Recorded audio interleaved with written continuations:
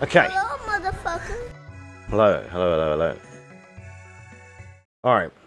We are going to watch this video. So I'm going to be pro speedrunner reacts to how pausing breaks speedrunning. I'm going to share this in the chat. This is from other runs. I just watched it for the first time last night. I thought it was pretty good. So I thought I would kind of share it with you guys and react with you on stream. There you go. This is for you guys. And let's check this out. It's pretty good. You probably don't think of pausing the game. After all, it's hard to beat a game without playing. As it turns out though, menus are among the most consistently broken features in speedrunning. Whether it's physics-breaking launches, momentum-preserving boosts, or even stopping time itself, menus introduce unique means of breaking games for speedrunners to take advantage of. Menus play a key role in speedrunning the original Ratchet & Clank game. This is nowhere more apparent than in the New Game Plus category. After the player beats the game, they're prompted with the option to either warp back to before the final boss fight, or to start a new profile that retains their weapons and bolts. By starting a new profile, the player now has access to the Goodies menu as well. The Goodies menu contains extra features like skill points, cheats, and most importantly, in-level movies. The impact of this menu is seen within seconds of starting a New Game Plus run. Runners begin by performing the Walloper Punch. The Walloper is a melee weapon that pushes Ratchet when he attacks. By opening the Goodies menu and playing an in-level movie, the runner cancels the Walloper's animation, putting Ratchet back into an actionable state but preserving the momentum. This allows him to start a movement chain to maintain his elevated speed. This is best. I love seeing these kind of things broken down. Planet of the game. The level can be completed in under 20 seconds with 2 Walloper punches being used to cross otherwise chasmous jumps. Another essential part of Ratchet & Clank speedrunning is the Personal Delivery Assistant, or PDA. The PDA is a portable vendor where the player can purchase additional ammo from anywhere at a significant markup. While its base function isn't particularly useful, the state it puts Ratchet in is. By holding down the L1 button, Ratchet goes into first person cam. When this is done while opening the PDA, Ratchet enters into first person when the PDA closes. This is significant since the first person camera functions as a grounded state, allowing Ratchet to use grounded moves, opening up a world of possibilities. The most basic. So you could open the PDA and jump? Yeah. Since Ratchet is in a grounded state, he's able to swing his wrench, providing Ratchet with a jump. By continuing to open and close the PDA, this can be Like changed menu jump, right? Across distances of nearly any size. Additionally, Ratchet can side flip out of the PDA. This can be used to quickly gain height and is used at several points throughout the run. This is just where it begins though. 2 upgrades that Clank receives over the course of the game, the Heli Pack and the Thruster Pack, greatly increase the movement options available to Ratchet. Both can be used in addition with infinite jumping, allowing for more height gained or distance covered. The PDA is also capable of preserving momentum. This is an especially useful complementary component when doing neutral long jumps. With the use of the Heli Pack, Ratchet is able to perform a long jump. By releasing the analog stick back to neutral and continuing to long jump, Ratchet will gradually gain speed. The downside is that the long jump has a limited range of movement, making it possible to be off course or have poor jump spacing. This is where PDA stops come into play. By opening the PDA, the player can stop mid-long jump but retain the speed they've built up. In the case of a poor angle, the PDA can be used to convert. That looks really fun to do. Providing a much more ample range of motion than long jumping. Combined, these allow for an increasingly fluid movement chain, as it's possible to readjust in an instant. Since the PDA conserves momentum and each long jump adds extra speed, a tech known as SpeeDAs can be used to build up speed in a tight space. By doing a long jump, then immediately opening the PDA, Ratchet will begin building up speed without moving too far forward. By repeating this, it's possible to reach high speeds without a long runway to do so. An excellent that's fucking broken. How the PDA and the menu are can be seen on a second trip to Orkson. Here, Ratchet must chase an infobot to 7 locations across the level. Rather than being able to skip directly to the end, Ratchet must pass through several triggers to progress. I think so. Forward. This requires a very specific route to be followed. The level begins with a Walloper punch into a neutral long jump. Since the second jump is quite long, a PDA stop is used for proper jump spacing. The PDA glide is then used to veer to the left. All of this because of going into the menus. Before Ratchet lands. Ratchet then And what the pack, ramifications of that are, you know. before entering You need to know these straps. chain of them up to the infobot. To underline just how important the menus are to Ratchet & Clank speedrunning, Orkson 2 is around a 69-second level. Either the menu or the PDA is open 26 times during that span. Wow. Another PS2 era game that's Looks fast, you think so? is SpongeBob SquarePants Battle for Bikini Bottom. I don't think so. In BFBB, there exists a glitch known as cruise boosting. By activating the bubble bowl and the But then, same frame, like, it's like a thing. I think and hear fast, but I feel like you'd probably prefer it like this. abilities initiate. In instances where the cruise bubble takes precedence over the bowl, the forward momentum of the bowl is captured, creating a force that I feel like he's really slow like that, though. increasing his speed. While the benefit to moving faster is clear, cruise boosting also has another, less obvious advantage. When a cruise bubble is activated, SpongeBob's model switches to one firing a rocket. On the first frame of this switch, SpongeBob becomes intangible. Normally, this doesn't matter, as SpongeBob is stationary and doesn't fall fast enough to go through the ground. When he has a cruise boost though, not only is he moving forward, but this forward movement cancels the cruise bubble animation early, allowing him to repeatedly activate it for more frames of intangibility. This all is great for clipping through walls, but clipping through the ground adds another layer. While cruise boosting canceling the cruise bubble's animation is still useful, the more beneficial component is less clear. In normal gameplay, SpongeBob's down momentum is reset when he lands on the ground. The exception to this is when he bowls. If he falls off a ledge while bowling, this down momentum will be preserved for the duration of the bowl. Since cruise boosting interrupts the bowl never technically ends, causing the down momentum from falling to be stored indefinitely. This functions as a constant downward force being pushed upon SpongeBob. Even still though, this isn't enough to clip through the ground. Fortunately, this is where pausing the game becomes useful. A pretty insignificant detail for most games is how quickly the pause menu opens. While some games have full animations that need to be played Bugs me. opens or closes, BFBB is the opposite. The menu opens Flashing and lights closes warning in a chat. single frame. Normally, this wouldn't matter, but in the case of BFBB, the menu has different background music than the rest of the game. Jesus. Since the game is switching music tracks every frame, it creates significant lag. When done correctly, this lag can be used to functionally extend SpongeBob's intangibility window, which, when combined with down momentum, allows him to clip through the floor. This was useful in several parts of the game. In Jellyfish Fields, the spatula Drain the Lake requires Patrick to pick up and throw robots at 5 goo pumps. This was slow not only because Patrick is slower than SpongeBob while cruise boosting, but also the time required for the robots to spawn is significant. By lag clipping through the arena's floor, SpongeBob is able to navigate up to Just the go under it. without draining the lake. Yep, that's faster. Occurred in Rock Bottom. Inside the Sandstorm here. Mrs. Fuck yeah, dude. My favorite karaoke song, that is. That have been stolen from the museum. These paintings are spread out through the 3 sub-levels that make up Rock Bottom.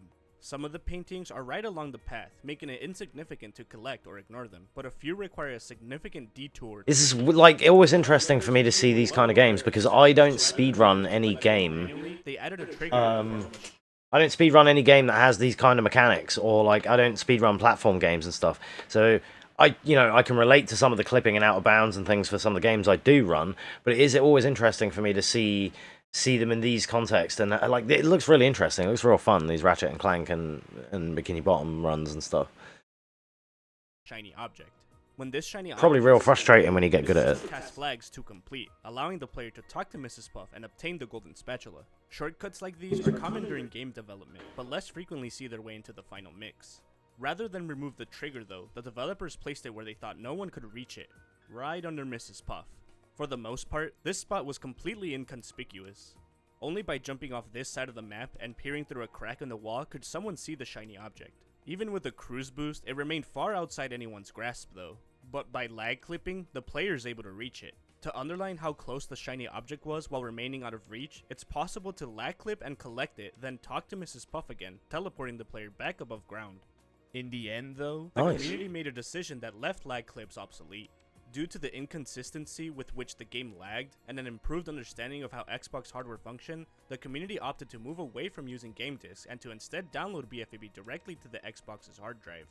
This had the benefit of improving load speed, but at the cost of lag clips. Since the game no longer needed to read the disc to change songs, mashing the pause button did not create sufficient lag to clip through the floor.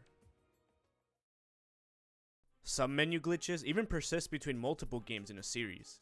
The PC port of the first and second Harry Potter games use very similar game engines, allowing glitches on one to frequently be applicable to the other. Again, I've never ran a Harry Potter game either. Brightness boosting. With Brightness there's boosting. a set of sliders used to change settings. The most important of these is for brightness. When Harry is in a ledge grab animation or being damaged in HP 1, it's possible to pause the game and use the brightness slider. While this doesn't change the game's brightness, it instead launches Harry into the air. Normally, this would only launch Harry one unit into the air. Maybe. Could be some fun. While the menu's open, but instead once the player closes it. By binding a key to reload the game and pressing it while in the menu though... Looks like some crazy shit. I'd be happy to do one of these as like a meme game, you know? Move the slider as much as they want, with the amount Harry is boosted being proportional to the number... While I was sick, when I'm sick, I usually watch Aris playing Crying Is Not Enough. And I watched that playthrough again, but I also was rewatching him play Potentia, and I played Potentia, and I speedran Potentia, and that is like a fucking meme and a half, that game. Just like one of these, I guess. So maybe we could pick one of these up for jokes. Number of times the slider's moved. This tech can only be performed while Harry is actively in a ledge grab animation, but it isn't as straightforward as it seems. Harry actually has 3 different animations when grabbing a ledge, depending on how close he was to God, he's fucking Sherry Birkin. Although each will move Harry upwards, brightness boosting reacts differently depending on which of these animations he's in. If he gets a short ledge grab, he will initially move backwards before moving forwards. For a medium length animation, Harry moves to the right and forward, and a long animation simply moves him upwards. This allows Harry to immediately skip to the end of missions, such as Spongify due to it being largely vertical. Even in levels that cannot be completely skipped, brightness boosting allows the large portions to be bypassed. It's just like one of the worst games ever, but it's so funny to watch him break it, having to clip through walls and shit. He's able to cast another. By pausing after a spell is cast, the animation is interrupted, and Harry is able to immediately cast again when unpaused. Perhaps the most broken use of menus though, is I would have found that. Located next to The pause spam thing, I would have found this casually, you know I would have done. Cast again when unpaused. Perhaps the most broken use of menus though is Quidditch warping. Located next to the Quidditch stadium is a board that allows Harry to play one of 6 Quidditch matches. A similar menu is accessible at any time from the pause menu, but without the ability to start a match. By opening the Quidditch menu and pressing F4, all the menus will be instantly closed. If the map is open and then closed, it will take the player back to the Quidditch menu, but now a match can be started from anywhere. If this is done while in a level, Harry will be warped to the stadium, and after being violently beaten, the game would read the level as complete and let Harry progress. The menu can even be used to expedite Harry's bludgeoning. The CPU of the other house's Seeker increases in difficulty as the matches progress, with match 6 against Slytherin featuring an extremely aggressive Draco that quickly pummels Harry into soft tissue. During the first cutscene, if the menu is reopened and a different match is selected, the Seeker will have the strength of that new match. By selecting match 6, Harry can quickly be clobbered before continuing on to the next level. Nice. While the story of menus in other games is one of being broken, in the case of The World Is Not Enough, it's one of being killed. The World Is Not Enough is a Nintendo 64 game based on the 1999 James Bond film, whereas the N64's other James Bond game, is among the most popular and storied speed games of all time. Twine is the near polar opposite. Over the Nobody course likes of the game's Twine. life, it's never been viewed as a serious speedrun in the way GoldenEye or Rare's other FPS title Perfect Dark was. Members of the elite community would occasionally experiment with speedrunning the game, but not for very long and hardly seriously. A quick look for the now defunct leaderboard for the game makes it clear what people thought of it. One of the few exceptions to this was a runner by the name of Brandon Sanford, or Bix. Back in the mid-2000s, Bix was a high-level GoldenEye runner, who, when active, could crack the top 10 rankings of the best players in the world. He'd go on to play Twine for a period, ranking as high as second behind only Brian Bosshart. Bosshart was also the top-ranked player in both GoldenEye and Perfect Dark, showcasing his dominance at the time. To fully understand this story, it's necessary to explain how mid-2000s speedrunning communities worked. Video caption equipment such as capture cards were not widely available at this point. Instead, speedrunners would rely on either camcorder, which produced middling capture quality at best, Or you had or like, VCR to record you'd send it to one guy. This allowed for a higher quality run Yeah. to be recorded, but Some presented people the would send their obvious tapes to question, one how do you dude get and he'd this like upload them all. this? For most people, they didn't have a way to get their times online, but a few members of the elite community did. It became commonplace for runners to send their VHS tapes to these people, who would go on to upload them to the internet. This obviously required a huge amount of trust, as it was entirely possible that the tape and any evidence of the times you achieved would be lost. For a number of years, this is exactly what appeared to have happened to Brandon Sanford. Bix would send tapes of his to a runner named Mouser Scribe in the mid-2000s. The tapes had a variety of games and times on them, including the runs of the level Cold Reception that he claimed were around 2 minutes 8 seconds, but those videos were an hour and a half long due to a new strat he was using. This was impressive, as the record at the time was a 2:17, and even today, the time stands at a 2:16. Unfortunately, these runs would never find their way to the internet. For years, the person Brandon had sent his tapes to failed to upload them. Nearly a decade later after being sent the tapes, and 5 years after— This is one thing I like about since I've been speedrunning since 2019, and like since RE2 remake came out basically. And in that time, like, I've been lucky because I've had PS4 and the ability to save on the DVR or upload straight to Twitch or YouTube or whatever. So for the most part, like, I've had, you know, touch wood, I've lost like 2 or 3 runs out of like nearly 200 runs that I've recorded and stuff.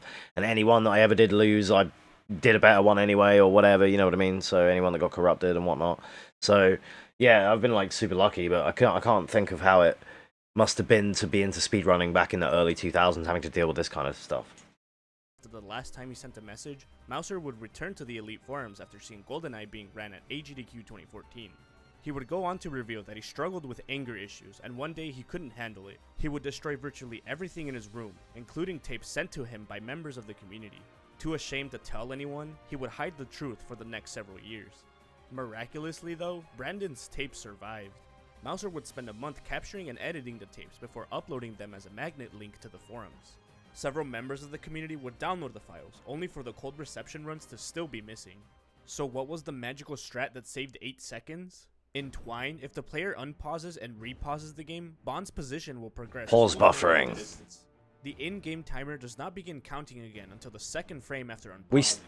Since these So there's a trick in Resident Evil 4 Remake near the end of the game that in quite a lot of categories we all use, which is pause buffering, where there's a bit where Leon's carrying Ashley and you try and like go around this corner and he like falls back to the wall while holding her and he's like, okay, this way, and then you have to go around the corner. But if you pause buffer before you get there, you skip the falling on the wall part and you can just go off, you know, and adjust the camera. And pause buffering is still a thing that is used in runs today. Communities use the in-game timer for record keeping. This creates a very obvious problem. On most levels, this isn't incredibly worth it. While Bond's position updates on this frame, he isn't receiving any movement input. This means that he's slowing down slightly each pause, and that eventually the player will need to remain unpaused for a bit to reach top speed again. The exception to this is the level Cold Reception. Cold Reception is a skiing level. Rather than needing to re-obtain his max speed every so often, Bond is continually moving forward on his own.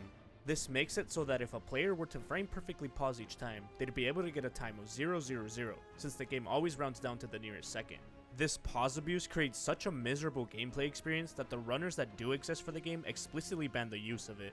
That's also a thing that happens. If the trick becomes too bullshit with pause buffers and whatnot, they usually just, like, generally ban it. It's a large part of what makes it playable. The Legend of Zelda: Ocarina of Time is one of speedrunning's most impressive and storied games. Released back in 1998, game-breaking tricks continued to be discovered frequently, providing a depth of technical options few games can match. With all this tech though, it was bound for some of it to be difficult. With several frame-perfect run-killing tricks through an over 3-hour run, the potential existed for OOT to be simply too difficult to be a good speedrun. Luckily though, Ocarina of Time had an answer for this as well. The game has an animation for the menu opening and closing. During the last bit of the closing animation, the player is able to press a button and have the game perform the input on the first frame after unpausing. With proper pause timing, this can be used to advance the game frame by frame, allowing tricks to be buffered rather than relying on raw precision each time. One of the most evident examples of the benefits of pause buffering is the glitchless Gerudo Fortress gate skip. In order to reach the Haunted Wasteland as Child Link, the player must first get past this gate. The trick involves throwing a bomb at a very precise angle and location, and then side hopping off the ledge. If timed correctly, the bomb will explode, hitting Link over the gate. While this doesn't sound too difficult, it would require approximately 11 frame-perfect inputs in the span of 3 seconds. Over the course of the trick, there are only a handful of frames where you don't need to be doing something perfectly, and instead have a window of time to perform them in. Since the setup is so precise, holding the us Tekken players have got it easy, huh? Oh shit's well easy compared to this. Despite being known for years, no one has ever pulled off this trick without pause buffering. As one would expect when it comes to OT though, pause buffering isn't the only way menus break the game. The game's menu is made up of several screens that players can cycle through. One of these screens features the items Link can use throughout the game.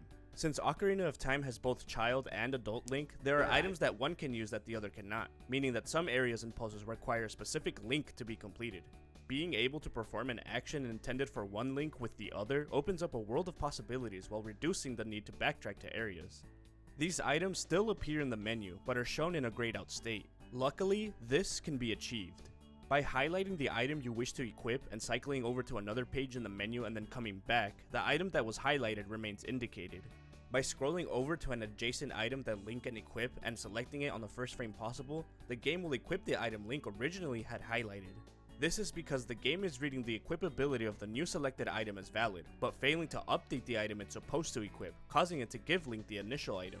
Of course, OOT allows for more than just simple tricks to be performed using menus. Stale Reference Manipulation, or SRM, is a trick that allows the player to write code for the game to read. The game keeps track of the position and data of items. This includes data related to items Link is holding. Even when the item Link is holding is deloaded though, it will continue to try to write data regarding the rotation of that item. Like fucking read and write data in the game. Write the data is no longer related to the item being held, causing Link to be corrupting the data elsewhere. Oh. This can be used to tell the game to check for code, but it will no longer be looking in the right place. By manipulating the data where the game is going to look to resemble code, the game can successfully interpret it as such. Setting up values in-game can be restrictive though. This is where the menu comes into play. Ocarina of Time's main menu allows the player to input a file name. By creating a file with a specific name, and then making the game read this file name as code it must execute, it's possible to get the game to do nearly anything.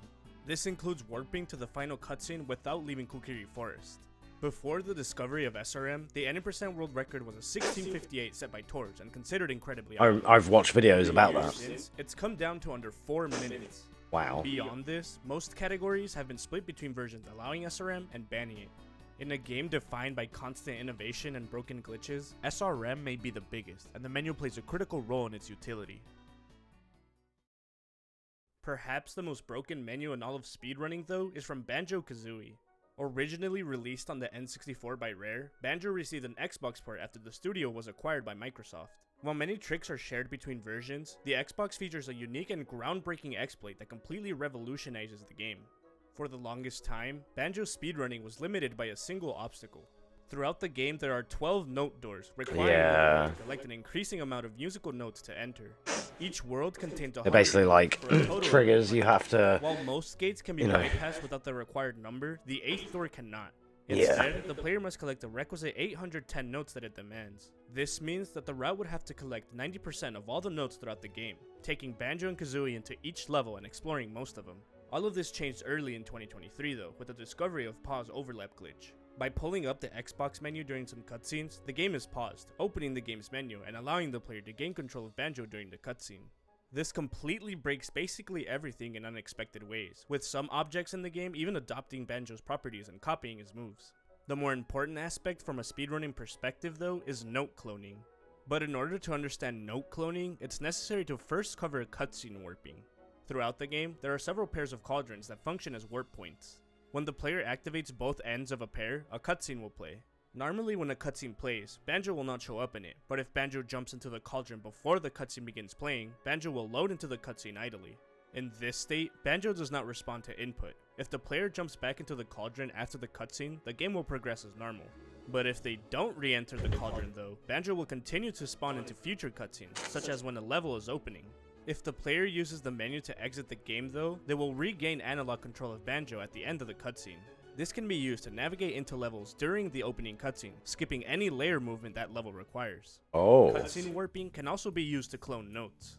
The way the game stores notes is activated through pressing the level exit pad. When pressed, the game will record the number of notes Banjo collected in the level and give that amount back to him upon re-entry. If an exit pad is not pressed, the game will not take the notes from Banjo and instead allow him to bring them into a new world. The issue is exiting the level without using a pad. This is where cutscene warping and pause overlap glitch comes into play. When a witch switch is pressed, it'll trigger a cutscene in the hub world. While Banjo's in a cutscene warping state, he'll also spawn in. With proper timing, the player can use pause overlap glitch to exit the game, giving them control of Banjo again and navigating to a load trigger. This will spawn Banjo in the room that he entered, quitting whichever level he was in without pressing the level exit pad. This allows the player to clone the notes they collected in that level, carrying them into a new level, and even repeat the glitch to clone them again. That's What fucking used to require crazy. collecting 810 notes has been whittled down to only a few hundred of the fastest. This cut nearly 20 minutes off of the old route, while obsoleting the run's previous defining trick, completely changing the game by simply pausing it. If you made it this far and enjoyed the video, take a pause to consider subscribing to the channel and liking the video. With all the time that goes into making them, it means a lot to see people enjoying the videos. Yeah, this was a good video. At first glance, pausing a game or messing with menus doesn't seem very fast for a speedrun. As it turns out though, they frequently end up being among the most game-breaking aspects. Yep. While developers spend months and years polishing the movement, mechanics, and feel of a game, much less attention is paid to a feature that interrupts this experience. This allows glitches to slip through the cracks, creating some of the most unique and game-breaking tricks in all of speedrunning, all with the pause of a button. Thanks for watching, and see you soon. Yeah, that was how pausing breaks speedrunning from other runs. I posted it in the chat earlier. I'll post it again in case. Pretty good. Go and follow the guy, or subscribe, or whatever the YouTube thing is. All right.